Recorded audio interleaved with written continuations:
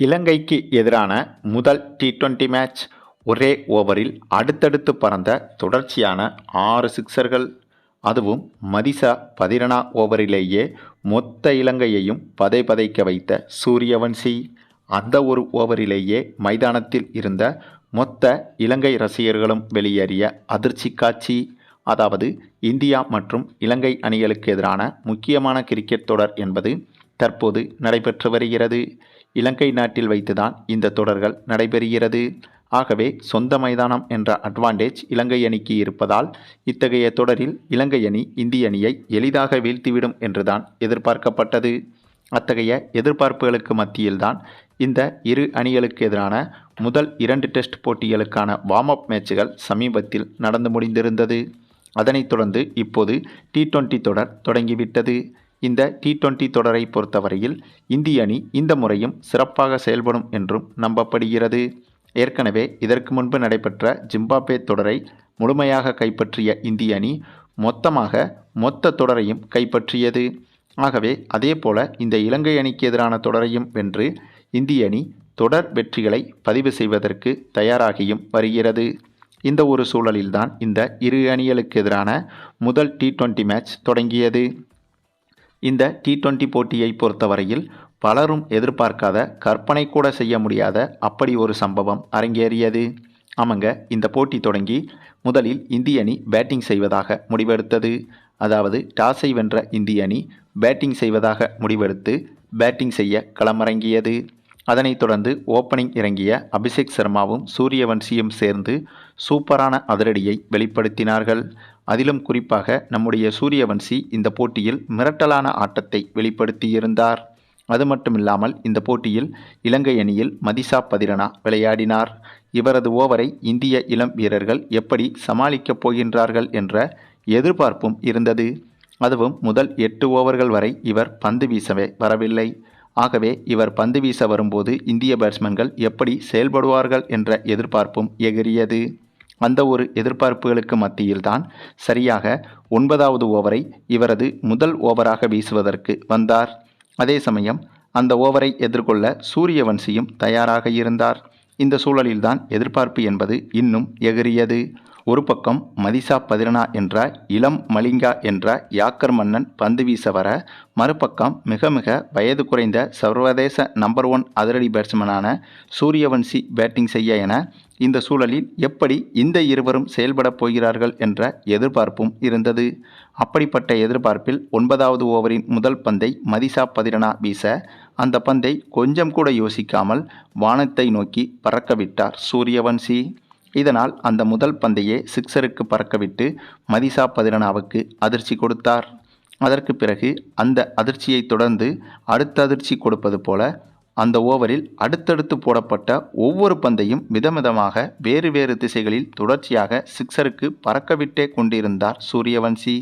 அதுவும் பலரும் எதிர்பார்க்கப்பட்ட இந்த ஒரு ஓவரில் மதிசா பதிரணா ஒரு சில சிக்ஸர்களை கொடுத்தாலும் சூரியவன்சியின் விக்கெட்டை எடுத்துவிட்டால் அது மதிசா பதிரணாவுக்கு மிகப்பெரிய நம்பிக்கையை கொடுத்துவிடும்.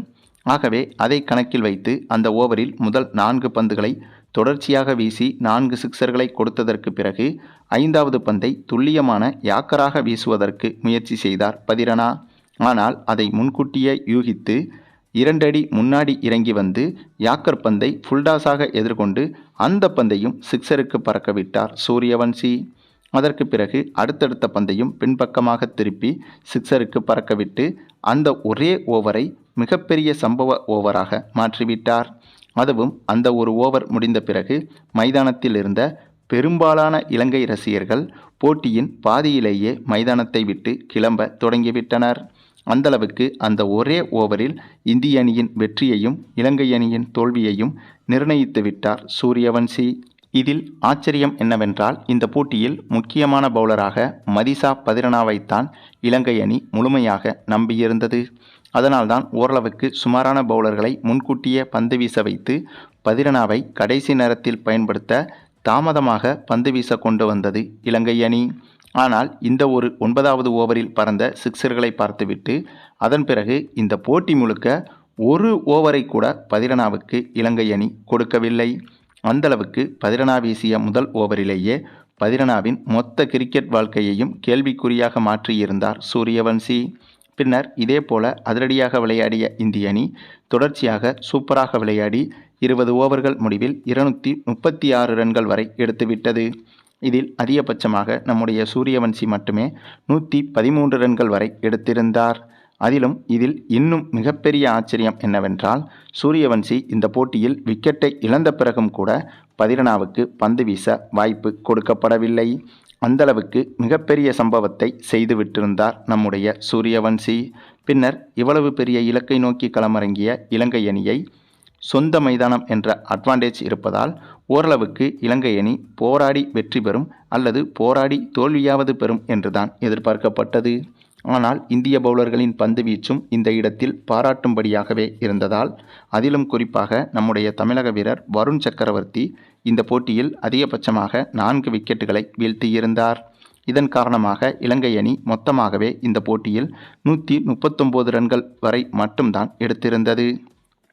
இதன் காரணமாக கிட்டத்தட்ட இந்திய அணி 100 ரன்கள் வித்தியாசத்தில் இந்த போட்டியில் பிரம்மாண்ட வெற்றியையும் பதிவு செய்திருந்தது. ஏற்கனவே 2 டெஸ்ட் போட்டிகளிலும் அபாரமான முறையில் விளையாடி வெற்றி பெற்றிருந்த இந்திய அணி இப்போது தொடங்கிய இந்த முதல் T20 போட்டியிலேயே இலங்கை அணியை சூரசம்ஹாரம் செய்துவிட்டது என்றுதான் சொல்ல வேண்டும். மேலும் இந்த இலங்கைக்கு எதிரான தொடர் தொடங்குவதற்கு முன்பே இந்த தொடர்களில் இந்திய அணியை இலங்கை அணி வீழ்த்திவிடும் என்றும், இப்போது உள்ள இலங்கை அணி பலம் வாய்ந்த அணி என்றும் இலங்கை அணியின் முன்னாள் வீரர்கள் சங்ககாரா, ஜெயவர்தனே போன்றவர்கள் கூறியிருந்தனர்.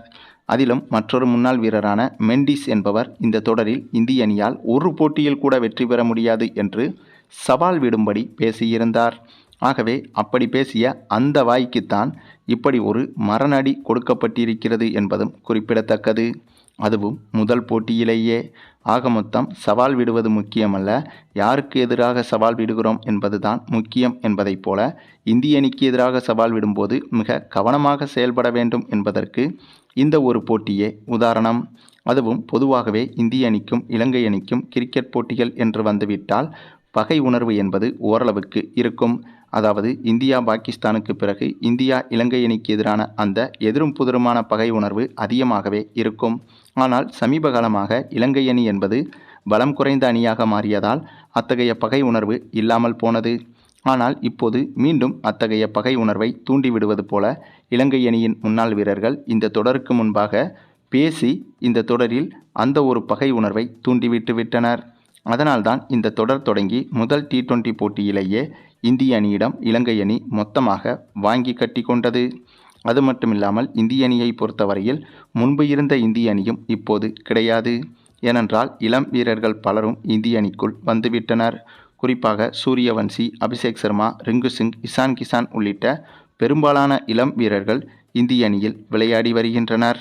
அதுவும் இந்த போட்டி நடைபெற்று கொண்டிருக்கும் போதே ஒரே ஓவரில் அடி வாங்கியதை பார்த்து மைதானத்தில் இருந்த பாதி இலங்கை ரசிகர்கள் வெளியேறிய சம்பவம் என்பது இலங்கை அணிக்கு இன்னும் கூடுதல் அவமானமாகவே மாறிவிட்டது. ஆகவே அடுத்தடுத்த T20 போட்டிகளில் இதற்கு பழி தீர்க்கும் விதமாக இலங்கை அணியும் பல திட்டங்களோடு களமிறங்கும் என்றும் எதிர்பார்க்கலாம். சரி, நீங்கள் சொல்லுங்கள், நம்முடைய சூரியவன்சியின் இந்த ஒரு ருத்ரதாண்டவ அதிரடி ஆட்டத்தை பற்றியும், அதுவும் மதிசா பதிரணா போன்ற மின்னல் வேக யாக்கர் பவுலரின் ஒரே ஓவரில் அடுத்தடுத்து 6 சிக்சர்களை பறக்கவிட்டதை பற்றியும் உங்களுடைய கருத்துக்களையும் கமெண்டில் தெரிவிங்க. மேலும் இந்த வீடியோ பிடிச்சிருந்தா லைக் பண்ணுங்கள், மற்ற அனைவருக்கும் ஷேர் பண்ணுங்கள், மறக்காமல் நம்ம சேனலை சப்ஸ்கிரைப் பண்ணுங்கள்.